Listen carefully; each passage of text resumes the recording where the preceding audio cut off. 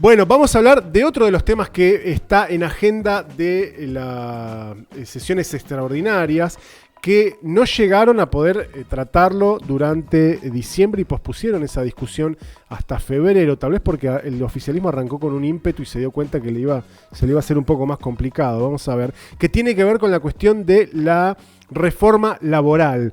Vamos a hablar con una abogada laboralista, Natalia Salvo, que tiene la amabilidad de atendernos. Natalia, desde Ushuaia, Gonzalo y Carolina te saludan. ¿Cómo estás?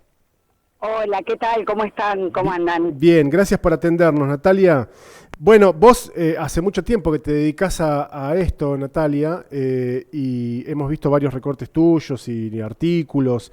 ¿Cuál es la mirada en general que tenés de esta reforma y si le ves chances de que pueda llegar a salir adelante? Bueno, en primer lugar, esta reforma por parte del gobierno ha instalado de manera cultural que se trata de una modernización, ¿no? Ahí ya hay una disputa en el mismo significante, no es Claro. ninguna modernización, es todo lo contrario, es el retorno al pasado, un pasado, como decimos, preindustrial, un pasado en donde no existían ni derechos laborales, ni sindicatos, y muchas veces, como para traerlo a la realidad, cuando conmemoramos el Día Internacional de Trabajadores y la Trabajadora, hay que advertir que eso fue justamente por una movilización y por la lucha de la reducción de la jornada de trabajo, limitándola con el tiempo libre, jornadas extenuantes, cero protección, cero reconocimiento por parte del Estado de la asimetría que existe entre un empleador y un trabajador. Y bueno, esta reforma con eufemismos, con el cliché de la modernización, lo que hace es exactamente retrotraernos allí. ¿Por qué? Porque, por ejemplo, para un ejemplo muy básico, hoy en día sabemos que los trabajadores y las trabajadoras de plataformas son muchos. Sí. Bueno, lo que hace es esta reforma laboral es excluirlos de la protección de la ley de contrato de trabajo, a contramano con lo que establece incluso la Unión Europea, que en su directiva dispone que al 2 de diciembre del 2026 todos los trabajadores de plataforma van a tener que ser considerados dependientes. Y como eso, mil cuestiones, desde el fraccionamiento de las vacaciones, que lo que hace es desordenar la vida, la imposibilidad de tener la soberanía sobre el propio tiempo, el retorno a las jornadas de 12 horas, el retorno a la negociación individual, con la preeminencia de los convenios colectivos de empresa por sobre la actividad, también una rémora de lo que fue la ley Banel con el año 2000. Entonces, no, de 182 artículos, no hay un artículo que favorezca al trabajador. De hecho, se le ha preguntado a quienes defienden esta reforma, diputados, senadores libertarios, que apunten un derecho nuevo que asigna esta legislación y no lo pueden apuntar, porque no se trata de modernización, se trata de la consolidación de una regresión de los derechos laborales que se da en los hechos. Es decir, lo que se va es traducir en el derecho lo que ya está sucediendo, con la baja del coche, con la baja con la baja de la industria manufacturera, y por supuesto la reforma previsional encubierta que habilita a través del Fondo de Asistencia Laboral o del famoso FAL utilizar el 3% de la contribución patronal que va al sistema de la seguridad social para sustentar jubilaciones y pensiones, bueno, para pagar los despidos de las grandes corporaciones. Claro. Ustedes deben haber escuchado a Paolo Roca, incluso a Marco Helpering, pedir más intervención estatal para tener competitividad, ¿no? Cada uno en sus respectivas industrias. Bueno, parece ser que ahí se pide protección estatal, pero cuando se trata de la seguridad jurídica, de los derechos adquiridos de los trabajadores, ahí no hace falta protección estatal. Lo que quiero decir que con este fondo, por ejemplo, de despidos, que no lo va a manejar el Estado, lo van a manejar los especuladores financieros, lo que se está haciendo es que los jubilados le paguen los despidos a un Paolo Roca, por ejemplo. Lo estamos viendo lo que está pasando en Tenaris, sí, a través de la licitación o la pérdida de licitación por parte de esta empresa respecto de lo que son, bueno, la competitividad china. Bueno, y ahí estamos viendo que se amenaza con la pérdida de 400 puestos de trabajo. Entonces, la verdad que las leyes laborales no crean empleo, pero tampoco lo destruye. Lo que hace esto es una política económica. Natalia, más allá de, por supuesto, la posición ideológica que tiene el gobierno nacional, ¿vos entendés que hay otros sectores que son los que están detrás de esta ley? Sí, yo creo que sin ningún lugar a duda. Las grandes corporaciones, yo creo que tenemos que tener una especie de mirada de dron.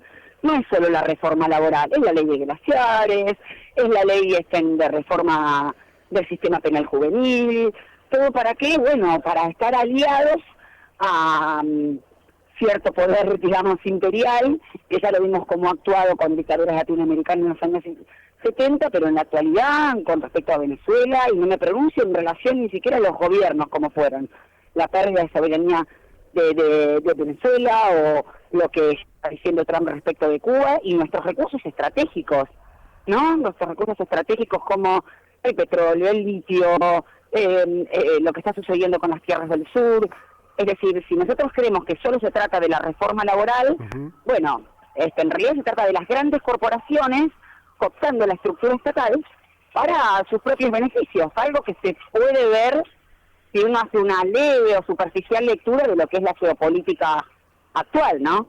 Claro. Entonces, creo que Milei es un títere, esto no quiere decir que lo haga menos responsable, lo que digo es que está haciendo la terminal, digamos, política de un proyecto especulativo y hambreador mucho más grande. Claro, y vos ves que en términos del trámite parlamentario, el gobierno, el oficialismo y sus aliados tienen chances, porque me da la sensación que, bueno, sobre todo en el Senado, la va a tener un poco más difícil, pero tal vez vos tenés... Sí, al parecer sí, hoy escuchaba que Bullrich se va a reunir con lo que llaman el grupo de los 44 senadores, mientras que Mariano hará lo propio el bloque peronista justamente para que no pase, ¿no?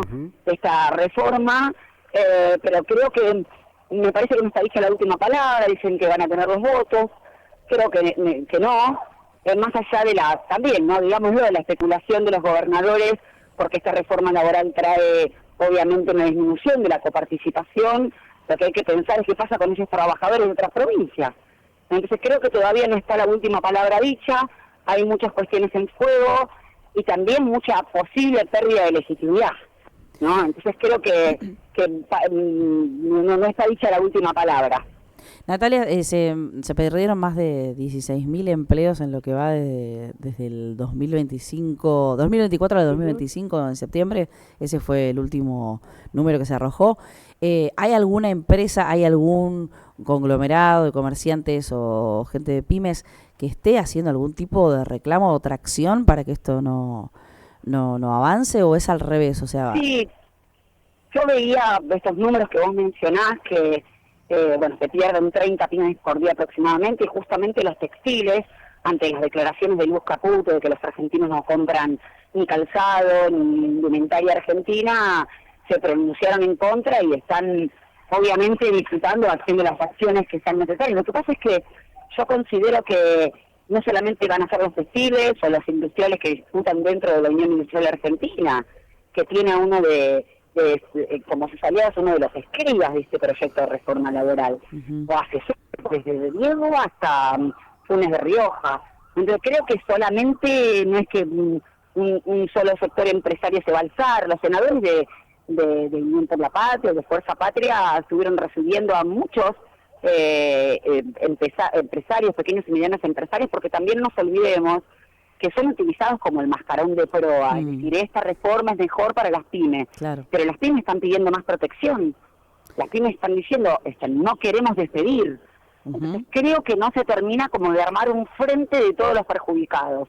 Trabajadores, pequeñas y medianas empresas que no pueden luchar contra la apertura de la importación. Me parece que todavía falta una articulación. Totalmente. Ahora, ¿eso puede llegar a traccionar a favor o se necesita seguir hablando del tema y hacer visualmente un poco más fuerte los números, cómo se están dando y, cada uno de los puntos, ¿no? Yo creo que es la gran pregunta, ¿no? ¿Se ha logrado revertir esa batalla cultural o de la industria del juicio, de los que se aprovechan de los juicios laborales, o hay muchos derechos? Me parece que ese es el gran campo de disputa, a veces que es contra el mismo algoritmo, ¿no? Porque a veces uno escucha a trabajadores defendiendo esta reforma y cuando le preguntan qué beneficia no lo pueden decir. Me parece que es la dimensión que no hay que abandonar. Se llama el territorio, se llama la calle, es esa la discusión. Porque los números, ya te digo, algunos dicen que ya tienen los números, que en senadores, que en diputados va a ser complejo. La verdad que desconozco cómo van a actuar luego de la conversación con sus propios gobernadores, tanto senadores como diputados. Claro. Pero no está todo dicho. Y me parece que la dimensión para seguir disputando es esa, la articulación de la calle, y de los verdaderos y verdaderas damnificados. Totalmente. Natalia, me imagino que de todas maneras queda una instancia también más allá de la calle, después está la constitucionalidad y después hay cuestiones también que se dirimen a nivel internacional, ¿o no? En este Sí. tipo de cuestiones. Así es. Bueno, vos sabés que hay un foro que se constituyó con las 3 centrales sindicales, abogados y abogadas, jueces y juezas, representantes de organizaciones gremiales, que se llama Foro de Defensa del Derecho al Trabajo y de la Justicia Social, justamente también para apalancar desde ese lugar, digamos, un poco más académico o judicial, la total y absoluta oposición a esta reforma laboral. Sucede que esto va a pasar, como bien decís vos, por el Poder Judicial, pero la última terminal judicial del sistema constitucional argentino es la Corte Suprema de Justicia, que ya sabemos cómo opinan sus integrantes en relación a esto. Uh-huh. Claro, y que tenemos un problema Entonces, en cómo la está integrada, ¿no? La instancia internacional sabemos que también está bastante degradada o, en el mejor de los casos, Claro. es muy lenta en relación a los tiempos que exige la política argentina. Claro. Ahora, y agradecerte por tu tiempo, Natalia, ¿hay cuestiones que vos entiendas y que los sectores que de alguna manera se identifican en el campo de lo nacional y popular, que sí haya que hacer en materia de legislación laboral? Sí, por supuesto, hay un montón de reformas que se pueden hacer. Mira, tenemos una ley de jornada de trabajo del año 1929 próxima a cumplir 100 años. Wow. Hay que reducir la jornada de trabajo, porque eso tiene que ver con el derecho constitucional al ocio, pero además en sintonía con lo que está haciendo Latinoamérica, ni siquiera digo Europa, que ya lo viene implementando post pandemia. Hay que establecer un mecanismo de actualización del salario para que tenga un poder adquisitivo y cumplir con el mandato del constitucional de tener una remuneración justa que alcance para las tarifas con los aumentos exponenciales que tenemos, para la vivienda, para el ocio, para la educación del trabajador, de la trabajadora y su familia. Así que mirá si no hay reformas para hacer. Por supuesto que cumplan el principio de progresividad y justicia social de mayor adquisición de derechos. Claro. Natalia, gracias por tu tiempo, muy amable en atendernos.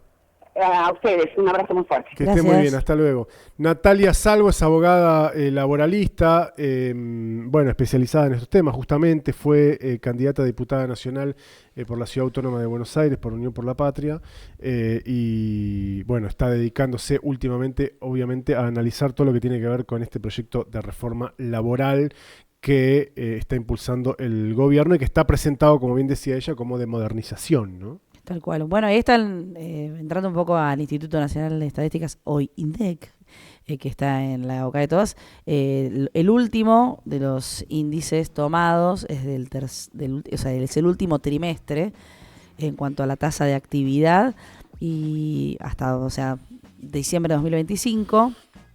48,6% de la tasa de actividad, tasa de empleo 45,4%, la de desocupación 6,6% y de subocupación 10,9%. Uh-huh. Bueno, en cuanto a lo que es el nuevo informe, se va a plantear de distinta manera, porque eso es una de las cosas que también Marco Lavagna había planteado, cómo se mide, ¿sí?, la tasa de empleo, y esa es una de las cosas que también estuvieron poniendo bajo la lupa el gobierno nacional. Claro, porque está la cuestión de cómo tomás a los trabajadores, por ejemplo, de Rappi y ese tipo de aplicaciones, ¿no? Exacto. Hay que decir que los índices de desocupación no tienen la misma relación que antes, años atrás, tenían, por ejemplo, con, la tasa de desempleo con la tasa de pobreza. Justamente porque hoy una de las cosas que está ocurriendo es te dejan sin laburo, en tu laburo estable, con derechos, con garantías, etcétera, etcétera. Tenés una motito, empezás a hacer Rappi, sí. Tenés un auto, empezás a hacer Uber sí. Y tal vez estás por encima de la, seguís teniendo un tipo de empleo con menos derechos, sí. Y tal vez incluso seguís estando por encima de los índices de pobreza, pero te estás matando 16 horas por día. Totalmente, y sin nada, sin obra social. No, claro, absolutamente. Sin jubilación. Sin nada.